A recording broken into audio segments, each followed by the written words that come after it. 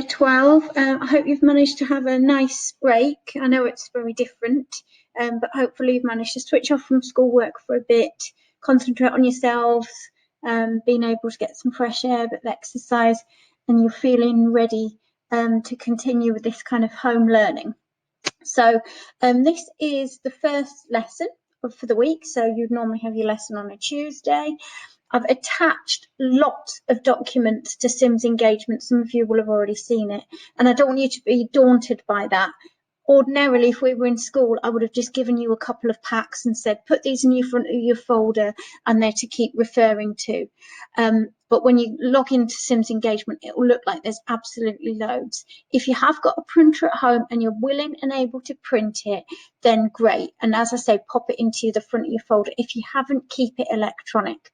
But what you've got there is you've got a couple of things. You've got the pack of retrieval questions and past exam questions, including the mark scheme. So you know how we've had that for the approaches topic, we've had it for the attachment. Well, now you've got it for this new topic that we're just about to begin, the psychopathology topic.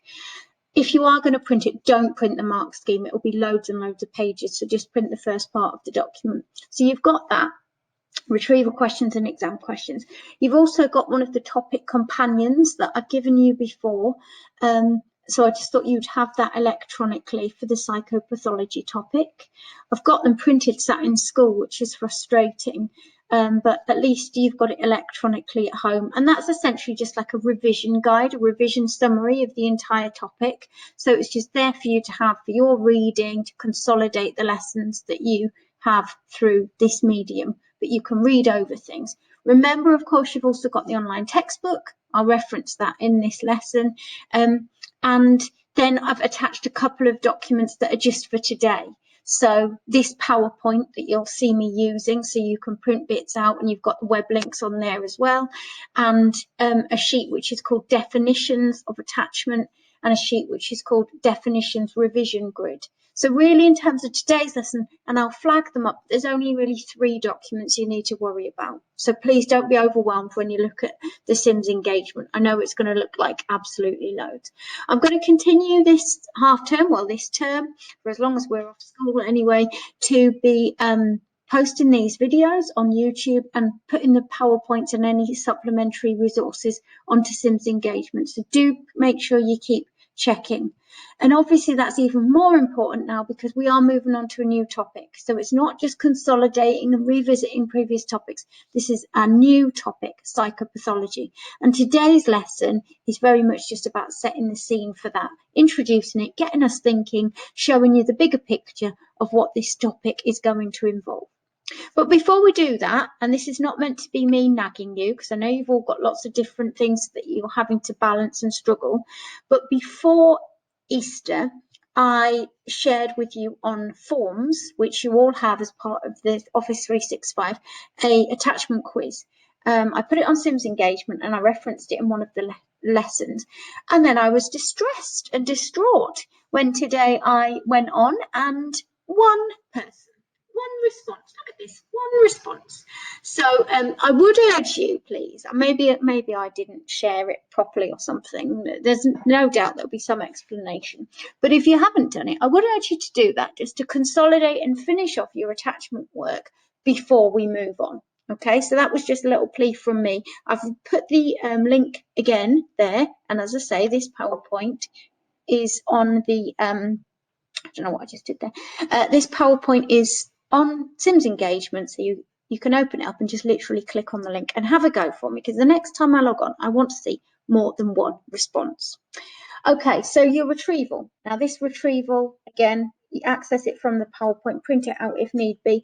It's actually mainly retrieval of the approaches topic, which is a long time ago now. It was the thing we started the year with, but it's going to be really important because when we begin this new topic of psychopathology, we're going to be trying to understand why people suffer mental illness, more on that in a minute, and we're going to be trying to understand that from different approaches. So sometimes we'll be looking from the biological approach, other times we'll be looking from the cognitive approach or the behavioural approach. So you've got to be really secure in your understanding of this. And I know that you are, but this seems an appropriate retrieval. So just work your way across the board. If you can't do one, then you have to work around it. It is possible to do it in 4, but what I would think would be a sensible idea is to go through the whole grid and just take 5-10 minutes just to check your knowledge on your approaches before we plough on any further. Okay, so I'm not going to sit here and wait for you to do that, but if I was you, I would pause this video,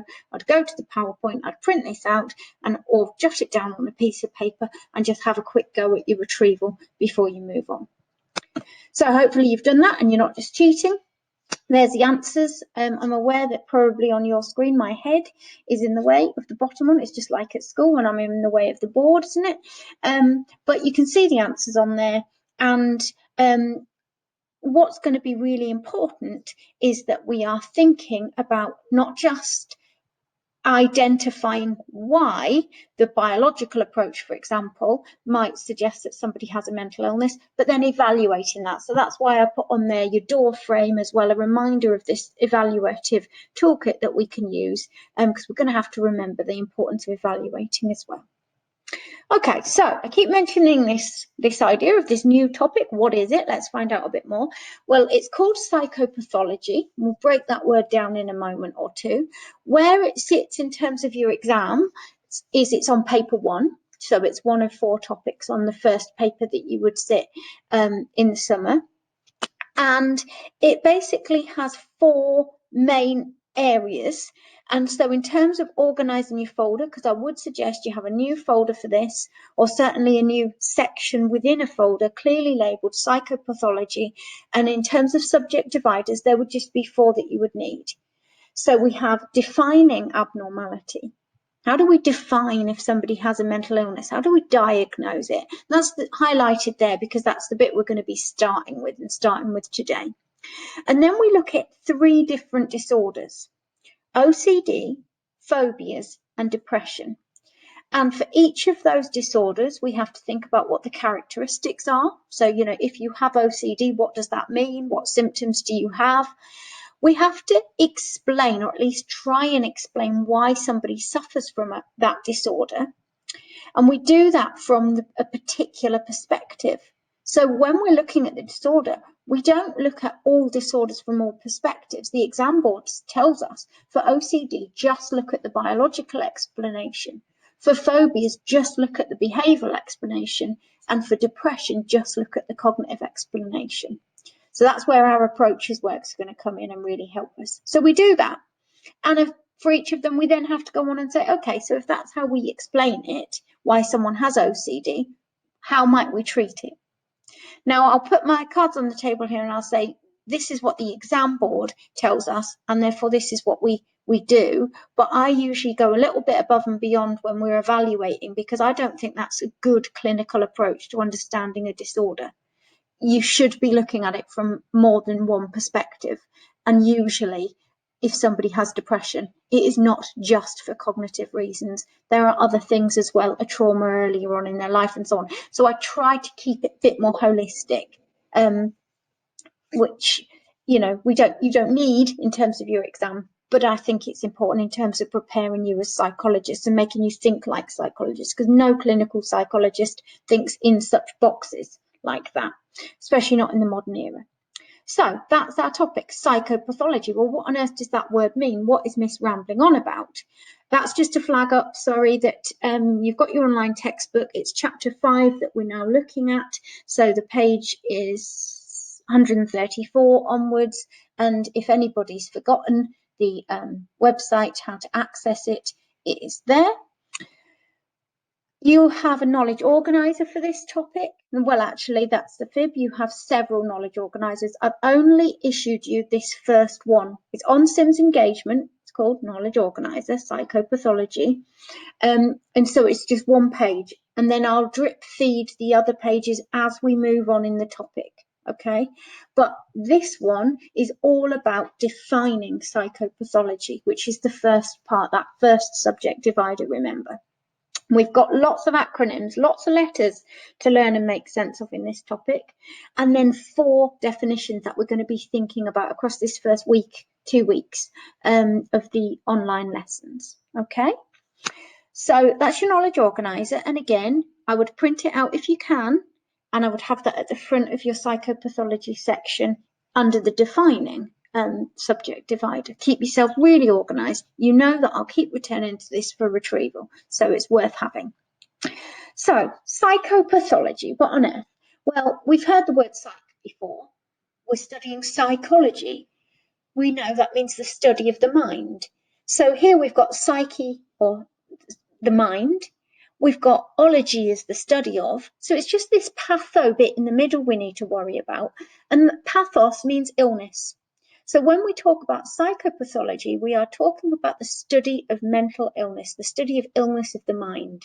And as I've mentioned, we focus on OCD, depression, and phobias. But of course, there's many, many others, and many other anxiety disorders, many other personality disorders, different varieties of kind of different scales of things, schizophrenia, which we do in much more detail in year 13. So it's much broader than just the 3 that we'll focus on, of course. And there's 3 big questions to answer. How do we define and diagnose mental illness? How do we decide that somebody has a mental illness? How do we explain it? So why does one person get depression and not another, for example? And then once we've identified all of that, how do we treat it? Do we just accept that they'll always be that way? Or is there things we can do? What different treatments are there out there? And so that's how the entire topic is broken up, those 3 big questions. So the first definition that we're going to look at, and actually I'm just going to flip back on here and point you into this and say there's 4 that we're going to think about. And this first one, deviation from social norms, is the one we're starting with, or it's abbreviated as DSN. So you see it in the acronyms list there. Okay. And then we've got a bit more detail down here. So deviation from social norms says exactly as the name suggests. If you deviate from something, you differ. So what we have to think about is, well, first of all, what's a social norm? Well, a social norm is a way that most people behave. It's what's considered normal. And I know we have to kind of do that in inverted commas, that word normal, because what is normal? But generally in society, we have an acceptance of what's a normal way to dress, what's a normal way to interact with others, what's a normal social response, what's a normal emotional response to a situation, when's it appropriate to laugh and to cry. There's just this general acceptance of what is normal. And we call all of those social norms. So this definition for deciding who's got a problem, who's got a mental illness, says if you deviate, if you differ from the social norms, then that gets the alarm bells ringing that you've got a mental illness. So if you have certain personality disorders, you will show really socially unacceptable behaviour. You're deviating from social norms. Okay, so we know there's an issue. Let's then put a label on it. If you are depressed and you are unable to leave your house because you're just in such a dark place, so you're unable to go out and you don't socialize with friends and you don't interact with people, then that's deviating from what's normal and the social relationships that are normal. So we label it and we say you've got a mental illness. And that's essentially what this definition does. It's as simple as that. Are you normal or are you not? But we should think very carefully, and this is where it helps us with our evaluation, because actually norms vary, don't they? What's normal for a teenager to do is different to what's normal for an old age pensioner to do. So age is a relevant factor. Social class is sometimes a relevant factor. Time, historically, what was normal in the 1800s is not normal now. So time and that historical context, location, where you are. If I'm in my pajamas, but I'm in my bed or I'm in my house sat on my sofa, that's fine because that's an appropriate location. If I'm in my pajamas in the supermarket, that's less acceptable or socially normal. So even where I am, and there's all of these factors, ethnicity, more so culture rather than ethnicity, but in some cultures, it's normal to talk to the spirit world. If I started talking to something that you couldn't see, you would think Miss has lost the plot. She needs some psychiatric help. You might think that anyway, but this is what I mean when I say that there's a problem with this definition, because social norms are relative. They're relative. They're related to your class, your age, your gender, your type, the time period you live in, where you are, and your culture. And it's a nice, easy way of remembering it. And the sociologists, I think, sometimes use this acronym, is CASTLE: class, age, sex, time, location, ethnicity. And you'll see when you're looking at the relevant page in the online textbook, it's page 134, you'll see that one of the evaluative points for this definition is cultural relativism. It's culturally relative. And if we're not careful, what we can do is we can look at cultures that are different from our own. I'll come back to that example of talking to the spirit world. I could look at somebody in that culture and I could say, oh, you've got a mental illness, you must be schizophrenic. Well, must they? Because that's me applying my cultural norms onto them. And that's could be argued to be problematic and a bit unethical. So to get you thinking a bit more about this, and this is something I've attached to Sims engagement as a little activity. Ideally, we'd have done it in lesson and done it as a discussion, but still get you thinking. You can maybe discuss it with anybody else who's around at home. A few cases of individuals. I want you to read the little case study about them, and then I want you to decide whether or not you think they're normal. And if you apply this definition from social norms, do they deviate from social norms, and in what way? Yeah, so just have a little bit of a think about how this definition is working. And then once you've done that, I'd like you to use the textbook, use that page 134, the little section on there about this particular definition, only focus on this one, and update the relevant row, which is, which is this row here, on the grid that I've also attached to Sims engagement that looks like this. So we'll add to this as we go through, and then it will become really useful for revision. So what is the definition? What do we mean when we talk about deviate from social norms? You might want to define social norms in there in a word. So you pick a particular word that's going to help you as a memory prompt for this definition, and some evaluation points. And remember, evaluation is strength as well as weakness. So you'll get them from thinking about this idea of cultural relativism and by looking in the exercise in the textbook as well. Okay. One of the evaluative points, one of the criticisms that I will just spend a bit of time explaining to you, is this idea of social control. This definition can be abused, because if somebody's not behaving how I want them to behave, maybe they're really eccentric. Maybe they just like to be different. They're not actually causing any trouble. They're just different and they don't fit in with what I think they should be like. I could apply this definition, say they deviate from social norms. I could apply a label to them, and I could suggest they need treating, they need drugs, they need sectioning, they need almost removing.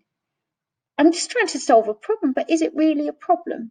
Does it really matter if we've got people that differ from the norm? And historically, this definition and this way of approaching it has been used to basically control society, to lock people up. And there's a term, drapetomania.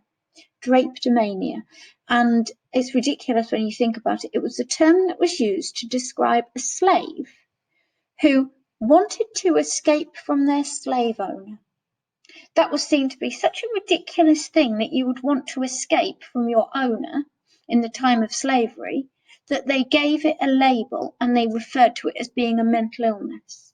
Now that's a perfect example of this idea of this definition being used as a method of social control, which you would say is unethical. So that might be another thing that we put into our evaluation. Okay, so we're thinking about this deviation from social norms. Now, just to conclude today, I want you to create some flashcards, and I've given a bit of prompt because this is a brand new topic, a bit of a prompt as to what those flashcards might be. In my mind, I see it as 4 or 5. So you might have one that just literally on one side says, what do the letters DSN stand for? And on the other side, you tell me, what's a social norm, with some examples. List 3 factors which norms are influenced by or relative to would be another way of saying that. And then some definitions, some limitations of the definition. So, identify 3 maybe. And of course, we need to be confident in what is psychopathology and breaking that word down. Okay, so that was an introductory lesson. I just want to get you thinking about this idea of how do we decide what's abnormal, who's got a mental illness? And this is the first of 4 definitions we're going to look at. Create your flashcards. Make sure you've completed that row of that grid there, and we'll keep adding to that. Make sure you've had the discussion and done the thinking around the case studies, and make sure that you've got your folder organised with your subject dividers, and you've used the page in the textbook, page 134, the relevant section, and you read over and start to commit to memory the bit from the knowledge organiser. So not an overly taxing lesson today, it's just getting us back into it, and then we'll be picking up on Wednesday, same structure, I'll do an online lesson, another definition for abnormality or psychopathology, as we sometimes refer to it as.